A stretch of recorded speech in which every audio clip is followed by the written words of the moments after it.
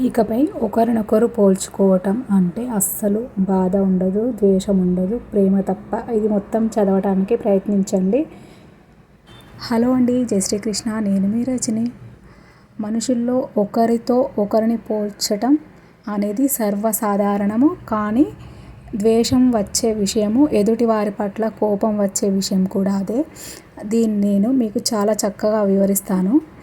సృష్టి స్థితి లయలకు కారణం మన త్రిమూర్తులు లక్ష్మీదేవి, సరస్వతి, పార్వతీమాత. ఈ ముగ్గురు మనకి ఒక్కో రకంగా మన జీవితంలో ప్రధాన పాత్ర వహిస్తారు. ఒకరు డబ్బుకి, ఒకరు చదువుకి, ఒకరు శక్తికి.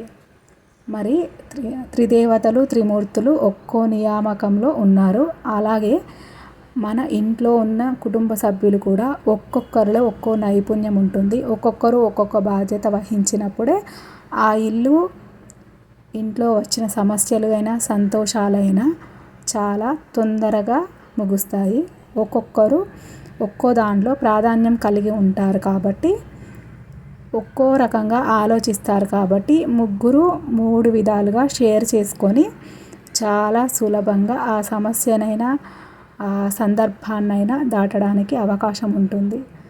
ఇక ప్రేమలే. ఇకపై ఒకరినొకరు తలుచుకుంటే వచ్చేది ద్వేషం కాదు. తనలో ఉన్న నైపుణ్యమే గుర్తుకు రావాలి తప్ప తమలోని లోపాలని ఎత్తి చూపుకోకూడదు ఒకరికొకరు.